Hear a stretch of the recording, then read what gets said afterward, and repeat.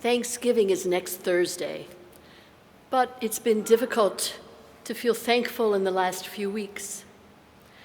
I've been worn out by our politics, the wars in Israel and Ukraine, Nazis marching in our streets, and, as our intern said earlier, the drought and the fires on the East Coast, though that awful situation at least has been alleviated in the last few days. Actually, we've all had a very difficult time coming together in joy as a community, as Americans, since the pandemic.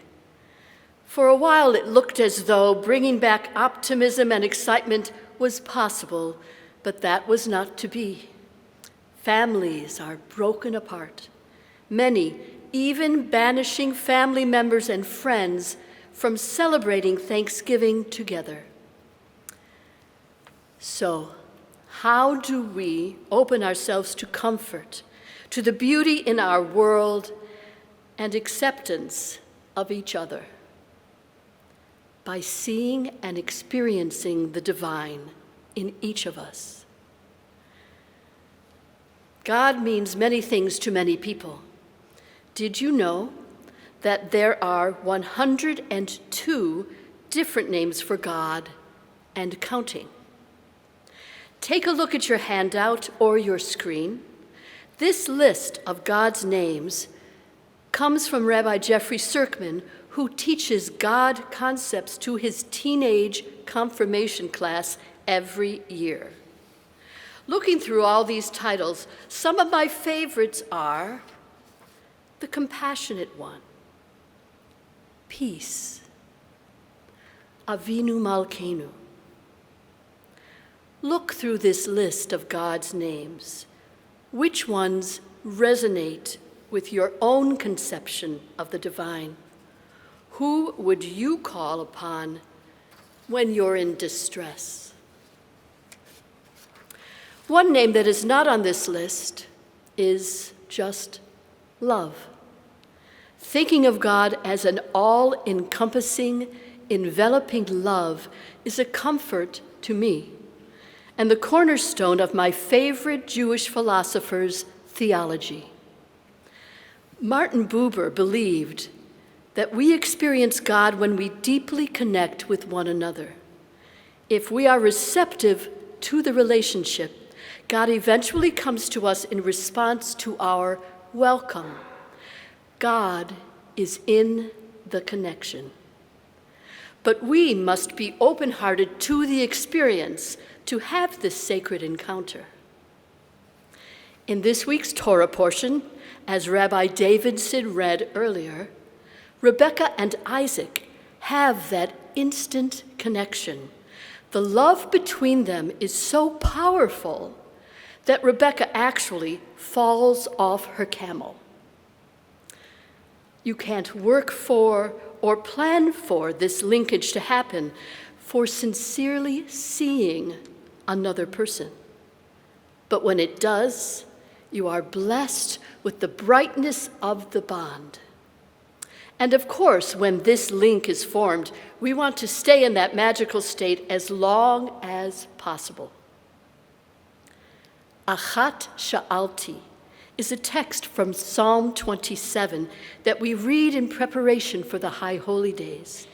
It asks that we be allowed to live in the warmth and love of God's presence every day of our lives. One thing I ask of the divine, one thing I seek. May I dwell in the house of the infinite every day of my life, that I may gaze on the beauty of the presence and dwell in the holy place. The beautiful melody the choir will now sing is by Israel Katz.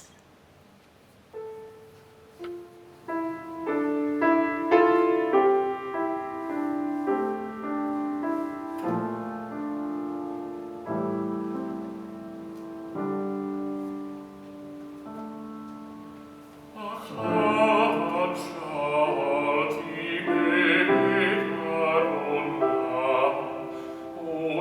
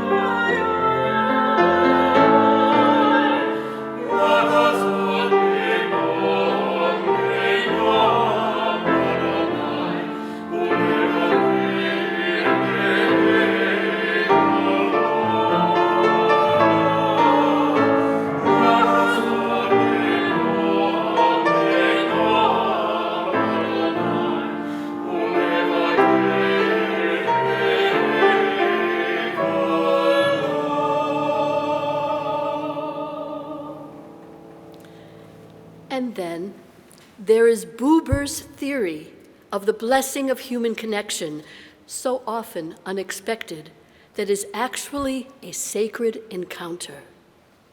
This story, Cupcakes and Root Beer, is by Julie A. Manhan. There once was a little boy who wanted to meet God.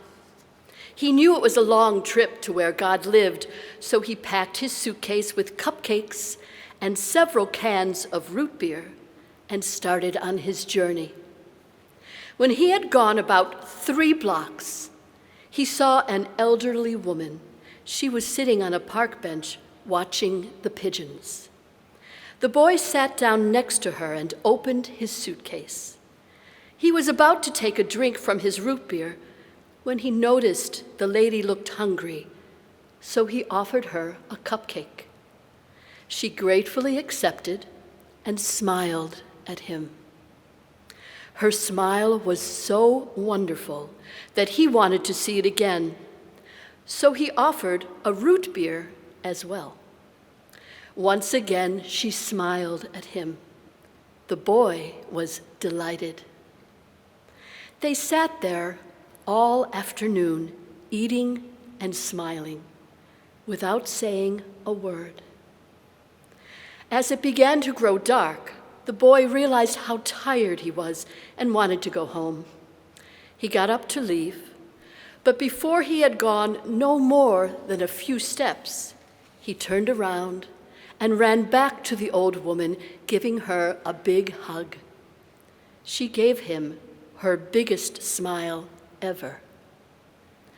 When the boy arrived home, his mother was surprised by the look of joy on his face. She asked, "What has made you so happy today?" He replied, "I had lunch with God." Before his mother could respond, he added, "You know what? She's got the most beautiful smile in the whole world." Meanwhile, the old woman, also radiant with joy, returned to her home. Her son was stunned by the look of peace on her face. He asked, "Mother, what has made you so happy today?" She replied, "I ate cupcakes in the park with God." And before her son could reply, she added, "You know, he is much younger than I expected."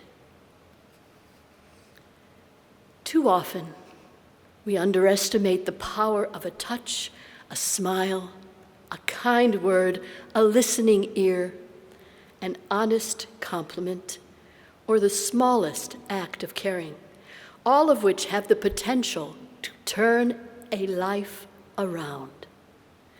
People come into our lives for a reason, a season, or a lifetime.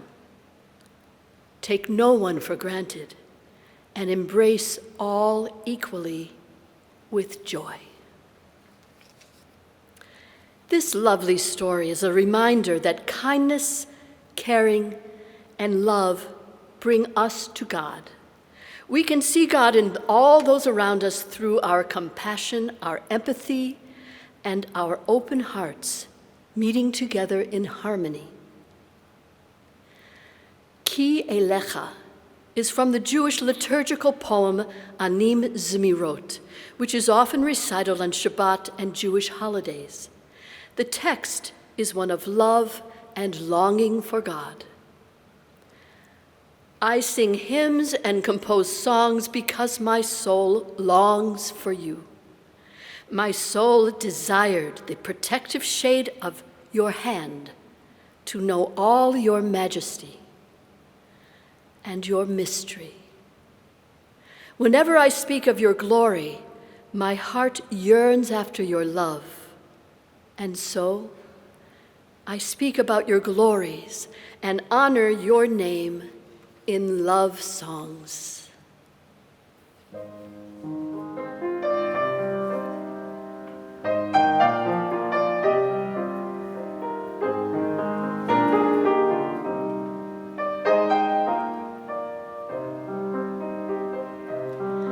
Ani brings me rot v'shirim erog ki lecha nafshi tarog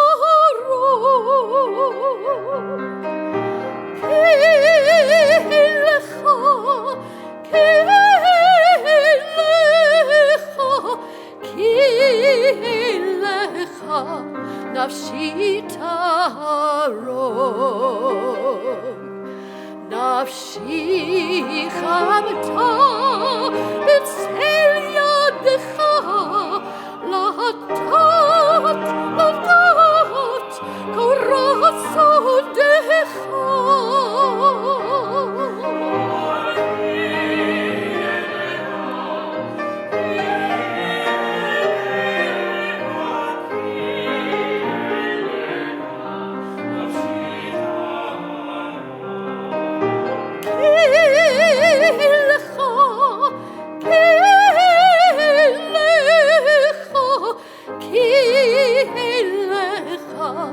nafshi tarog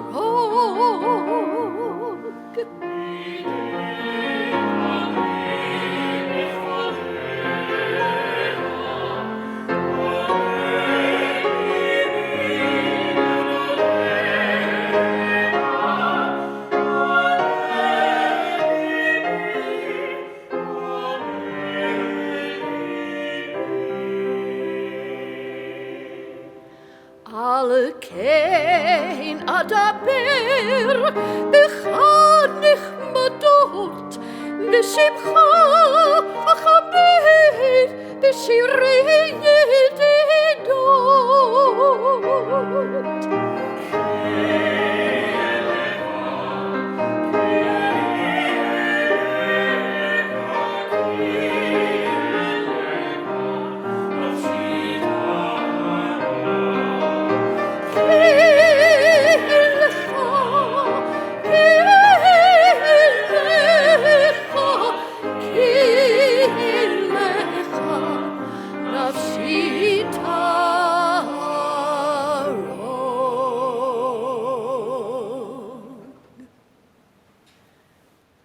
The reality of our lives is that we can experience God on earth through the people that we touch. On this upcoming Thanksgiving holiday, be thankful for the blessings of connection. Expand your heart and extend your hands to the possibilities of sacred encounters. Shabbat Shalom.